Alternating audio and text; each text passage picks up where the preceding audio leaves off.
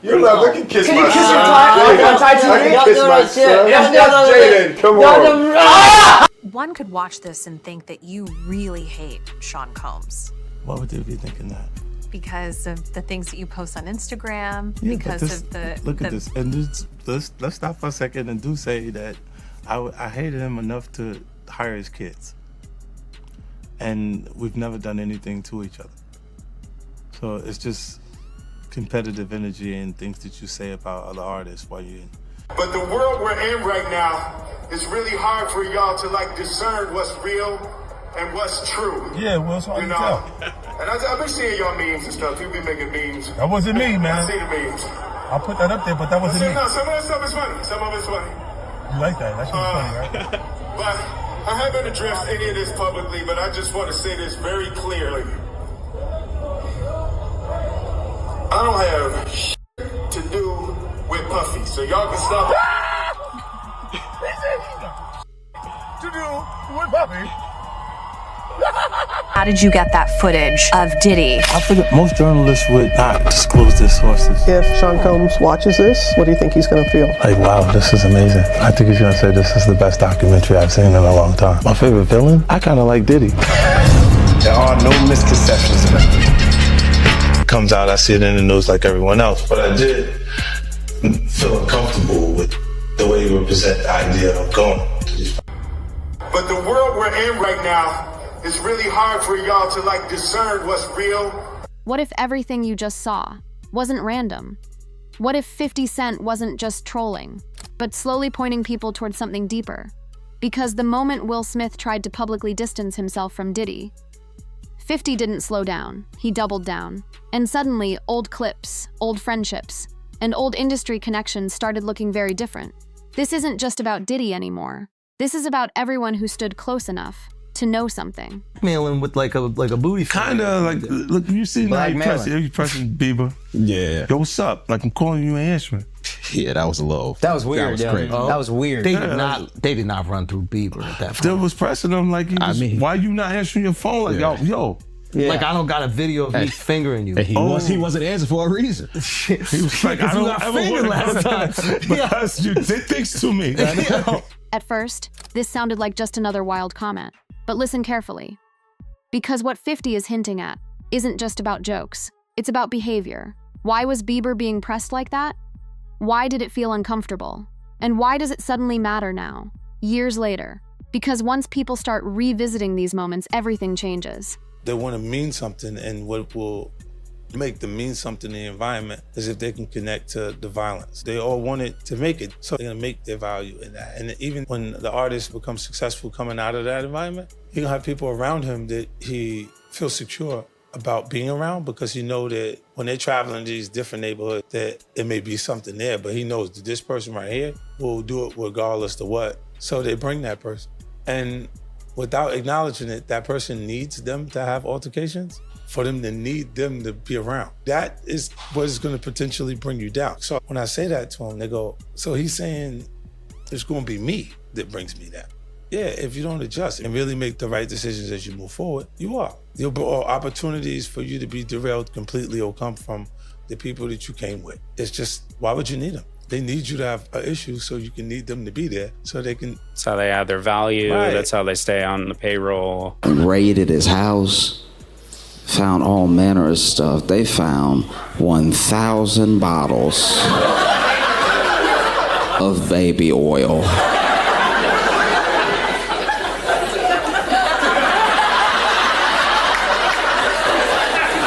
Let's be clear here. Diddy is a monster. Diddy is the devil, right? The 1,000 bottles alone was enough for me to lock him up forever. Are you drinking it? 1,000 bottles. 1,000. One bottle means you get busy. 3, what are you stocking up for? The fact that Diddy had 1,000 means he should be under a prison right now. But the world we're in right now, it's really hard for y'all to like discern what's real and what's true. Yeah, well, it's hard You to know? tell. And I've been seeing y'all memes and stuff. People be making memes. That wasn't me, I man. see the memes. I put that up there, but that wasn't me. No, some of that stuff is funny. Some of it's funny. You like that? That shit's funny, right? But I haven't addressed any of this publicly, but I just want to say this very clearly. I don't have shit to do with Puffy, so y'all can stop. He said he got shit to do with Puffy. This is where things get dangerous, because while everyone was laughing at memes, 50 was building a narrative that suggests maybe some people knew more than they're admitting. And once that idea gets into the audience's mind, every joke starts feeling like a hint. Oh, yeah, before I forget this, we talked about Jay. Proximity to Diddy. You don't think he knew anything? He's seemingly around Diddy a lot. No, that was a real suburb question. I know, right? Proximity. Hold on. And the proximity. Proximity. That's the SAT hit parade word. I had to learn Proximity, that. Jim. Do you think he fucking knew all of the shit that was going on? Yeah, that was like a... I don't want to incriminate myself. I know, but the way he said it, Like I said, no matter how you answer that shit, you snitching. yeah, exactly. That was a nice kind of Yeah. You asked the question like a fan. Hey, I grew up with white people, but it's one thing I know is how to get a black guy in trouble. But it's a great question. Yo, just give him the Happy Meal before you ask him to snitch, bro. He said, damn, they wasn't even drinking. Speaking of, how the hell you pronounce Lechem? Lechemindewa. Okay. It's the King's Path. King's Path. Because I know Branson. Yeah. That's the one I pronounce. Branson. That's the Branson lifestyle. You're going to be outside. Biff, you're not worried that if you throw a little out... Now the focus shifts, because it's no longer just about one person. It becomes about proximity. Who was around?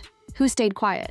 And who is now trying to separate themselves from everything? It's just the opposite of normal shit that we're talking about, bro. That is why. Well, I don't know why it's so hard for people So just for to people to acknowledge feel weird like shit is you weird. would have something or you would have reserved energy because you feel like you was doing it too, this is people that are looking on separation between their hardships or their the things that they got going on that would be issues and what a celebrity's issues would be. Wait, what is So that? they think all celebrities are doing the same thing. Yeah. Right, and when you see, if I wasn't saying anything, guess what? You could safely say that a person on the outskirts that is not involved in hip hop culture could think that everybody in hip hop culture is with that shit. So by you, you're good, bro. That's great. You're fucking good. Yeah. You're protecting hip hop. Yeah. If you don't speak out and make them the weirdos, then they're gonna think everybody's Every like single that. person is like that involved in hip hop culture. Makes you think, did Jay do it? Shut up. He's in trouble. We live in New York, bro. No. Come on. We live here. No, Just free saying. Jay-Z. I'm just saying. Shout out Mufasa. We all gonna go and support. Yo, we can all see. You are crazy. That was the craziest thing. I literally. What's bro, the lady at Rock Nation? I gotta send her that. You don't feel like that happened the same day, bro. What's the day came out the day before, the next day? I was eating Raisin Bran. Okay, I'm eating Raisin Bran. I got my daughter in my arm. I'm scrolling, right? I see somebody screenshot your shit is Jay and the whole family at the Mufasa Fair, and then the comment is 50 said, Jay said, they said I a 13-year-old. Let's go watch Mufasa. Everybody get dressed. We're going to see Mufasa right now. I just think it was a good look, like angling yourself as a family man. Yes. But they had to go to the premiere, that bro. was planned already. I'm pretty had to go to the bro. premiere. And I realized that later, but I'm just saying to you, I haven't seen him in a long time. That's all I'm saying. When I hadn't seen him in a long time and then I heard this shit and then I looked and I saw Mufasa, I said, whoa. That's all that fucking happened, bro. You think this is at my phone? This is my phone. This is happening at real time. I'm going, yo. He said, yo. You just gotta say everyone gets these jokes, bro. That's what you gotta say. Yeah, no. Rappers, listen, comedians are the new rappers, bro. That's why the do thing. people come to my page, bro? And this is exactly how 50 plays the game. He doesn't always accuse directly. He just asks questions and lets the audience connect the dots. Because once people believe silence means something, then everyone becomes a suspect. This is some of the best footage I've seen in a documentary because what they did, this is insane. This is fundamentally crazy, okay? The documentary starts with Diddy in a hotel room talking to his staff and his lawyers about what to do about this like incoming indictment, right? It's like 5 days before he gets arrested, right? And as I'm watching this, I'm like, that's curious, because this is 50 Cent's documentary about Diddy, yet there's a camera in Diddy's hotel while he talks to his lawyers. He's talking to his lawyers about a strategy on what to do, like a game plan.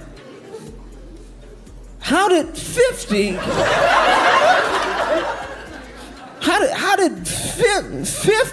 Cent get this footage? Is he in disguise? How is he in the room for this thing?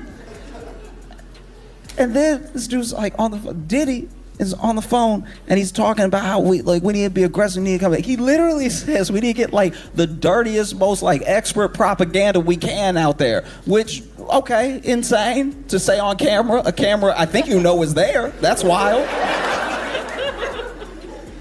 I just had this question in my head of like, how did they get this footage? Turns out that Diddy was making a documentary and he had started recording everything because this documentary was gonna be about like his comeback, right?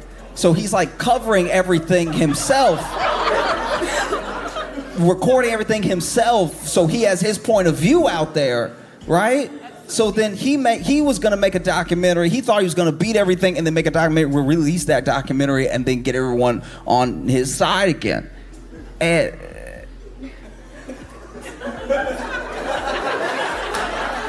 And now you have to ask yourself, how did 50 come into the possession of Diddy's footage for Diddy's documentary about Diddy?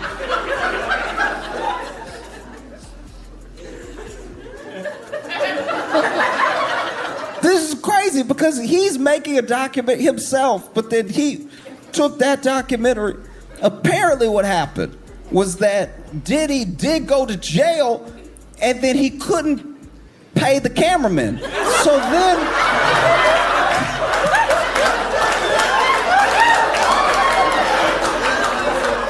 So then 50 was like, I'll pay the cameraman.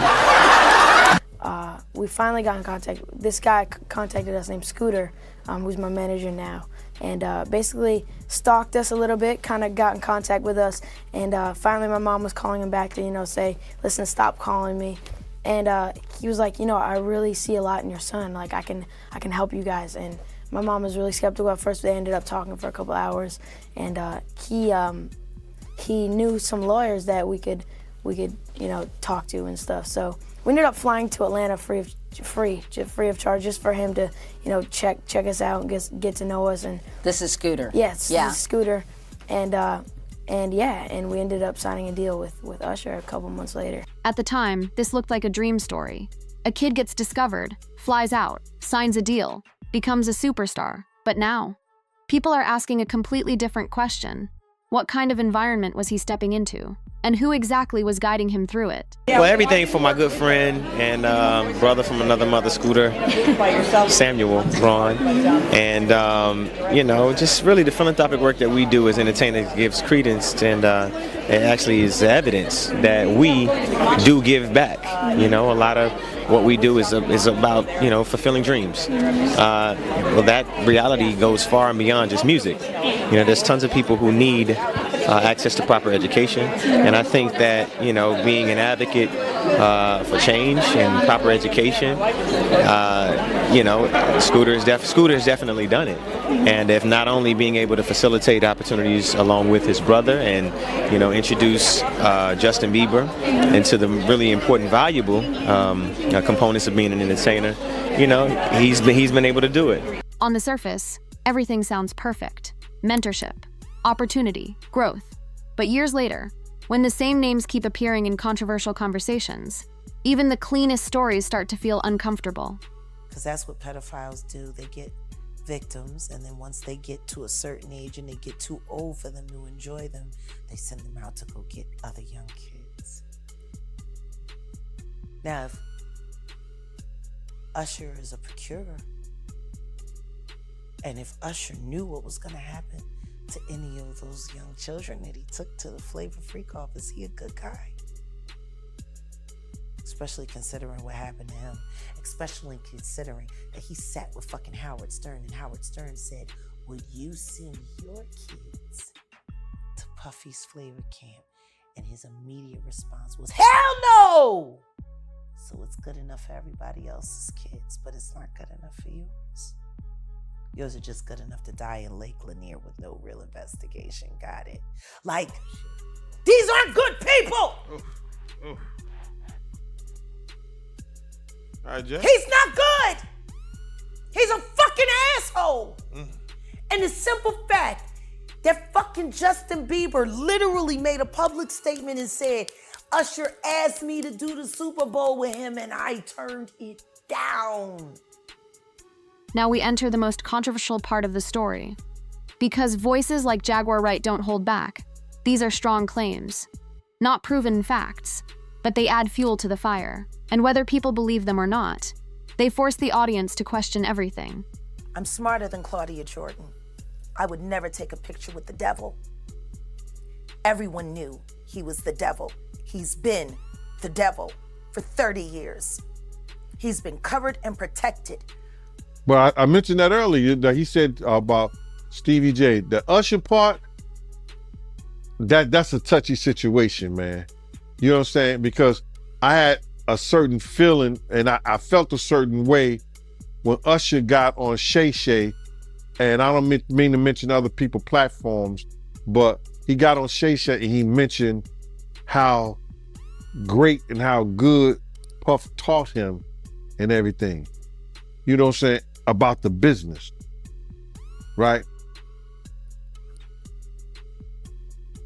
I know, and people know, that was around that in that time that Puff and Usher did have a situation. And that situation led Usher to the hospital. And if even a fraction of these stories are true, then this isn't just a scandal. It's a pattern, a cycle, where influence moves from one generation to the next without being questioned. And if I'm looking at any black guys that are A-listers that's bigger than Diddy, is only one that I could come up with. And there's a few I could come up with. Will Smith, he's bigger than Diddy. I would think Nick Cannon is bigger than Diddy. Who else on the black, that are black actors or black in the business, that's an A-lister that's bigger than Diddy, that's black? That's hard to think. But then if you got the A-listers, you know, you got to realize he ran with that black, that Rat Pack. And I don't want to even say their names because they said I got their names wrong last time. What's his name? Kushner? What's the other guy? Leonardo? Yeah, his name. Man, I don't keep up with these cats. But I heard that that's not only the tape that's being shot. There's some other tapes out there, other people too with him. And him doing some things with some other people. So it's quite a few tapes that might be out there, what they're hearing. And I don't want to see the tapes, but I want to know if they really true. Because if they got if they got some tapes out there and it's with some underage, whether it's celebrities or not, it's gonna be crazy, bro. And this is exactly why people are taking this situation more seriously now. Because once the conversation reaches this level, where people are openly talking about possible tapes and hidden footage, it stops feeling like normal industry drama. It starts feeling bigger. Now again, these are claims, not confirmed facts. But the idea alone changes how people look at everything. Because if something like that actually exists, then it's not just about rumors anymore. It's about what could potentially come out. And that's where things get uncomfortable. Who could be involved? How much is real? And how many people might be staying quiet, just in case something like this ever surfaces? That uncertainty is exactly what keeps this story moving. Speaking of, in particular, Netflix docuseries that you've been working on, Diddy Do It. Right. You've been saying for years that you feel you knew Diddy's character. Right. Yet you said you weren't a part of that lifestyle, you weren't going to the parties. So what makes you so absolutely sure that these kinds of allegations that we've seen against him are true? Well, I'm surprised by the allegations, as surprised as everyone else is. Like, I didn't make the allegations. I didn't tell people to say these things. It comes out, I see it in the news like everyone else. But I did feel uncomfortable with the way you represent the idea of going to these projects. To come party with me. Yeah. And then that swayed me away from it, just that alone. So you didn't realize as much stuff was coming. Like, when I seen today, it was allegations of 3 men that said he drugged them, and it's a long time, to be honest with you. Like, when people don't remember being violated for 20 years, it makes me feel a little hard. What are your thoughts on the allegations against Jay-Z? And this is where 50 Cent separates himself from everyone else. While others stay quiet, he leans in because controversy is business. And in today's world, exposure is power. Attorneys for Sean Diddy Combs say they plan to appeal after the music mogul was sentenced to more than 4 years in prison yesterday. Over the summer, Combs was found guilty of 2 prostitution-related charges. Ali Bauman was at the federal courthouse here in New York City for the sentencing and joins us with a breakdown of what happened. Ali, good morning. Good morning, Dana. The 4-year sentence is far. Now it's real, not just internet talk, courtrooms, charges, consequences. And once legal reality enters the picture, nobody feels safe anymore.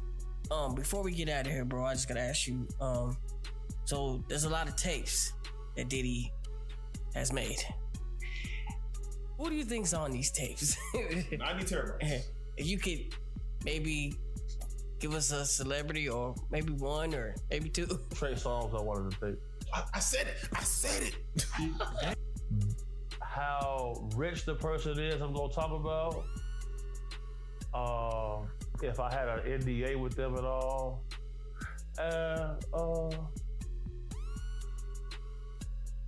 Am I willing to, how much jail time I'm willing to do, basically? 3 years.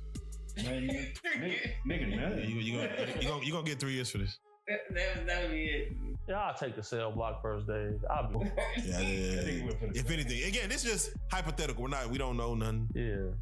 Who would you say, celebrity-wise, you might think be on the tapes?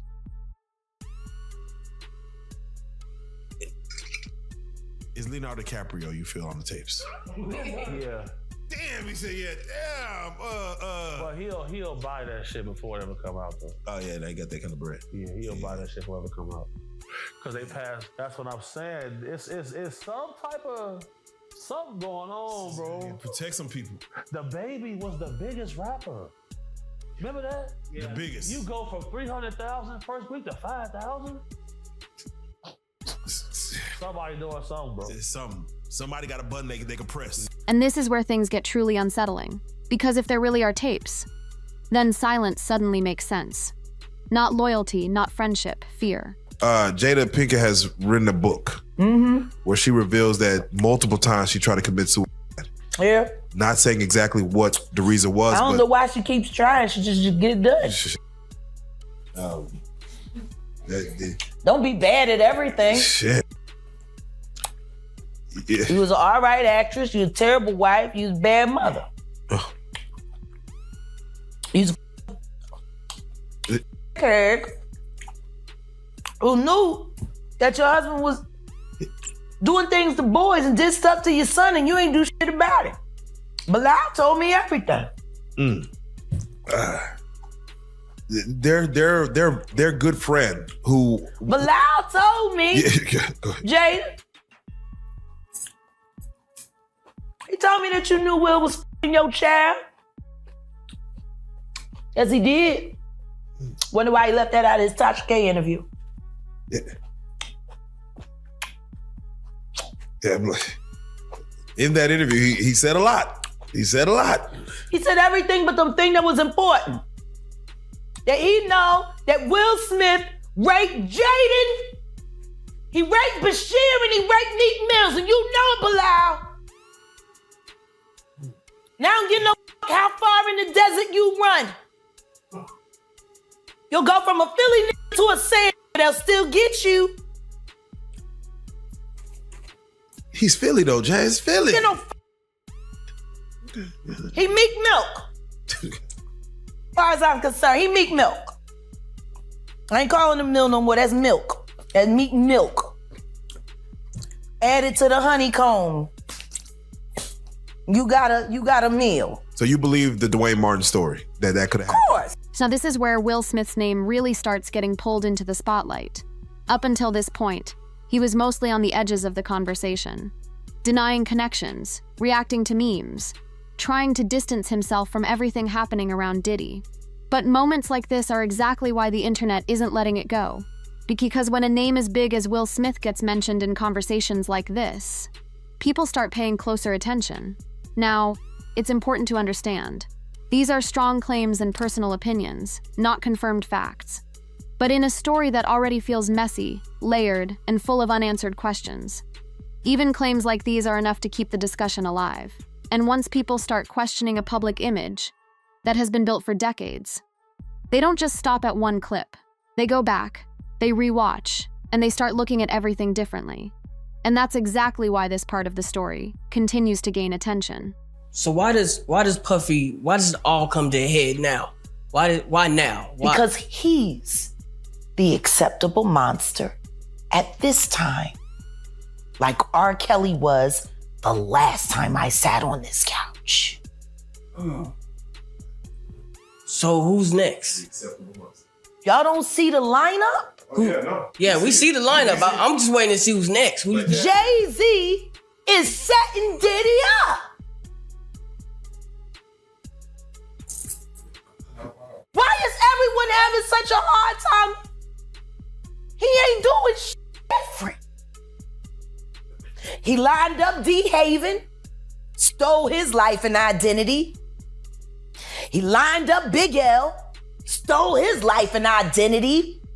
He lined up Dame Dash, stole his life, identity, and took his love. Lined up R. Kelly. He wants to be the one. Yeah, shout out D. Haven. He actually hit us up, wanted to tell this story. You need to talk to D. Haven. Yeah, we need to talk to him. I told you that last year when I put you on the phone with him. You did.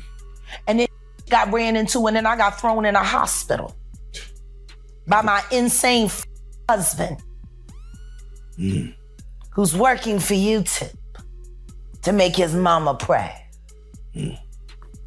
So wait, Jag, I'm just curious because with Diddy, You mean? with Diddy settling within 24 hours, which has never been heard of, 30 million, or the lawsuit was 30, undisclosed amount.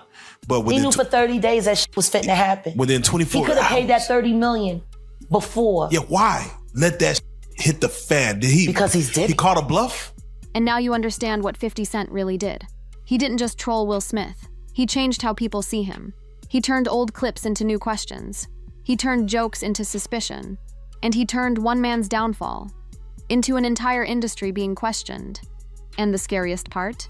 We still don't know how much of it is true, but in today's world, sometimes the question is enough.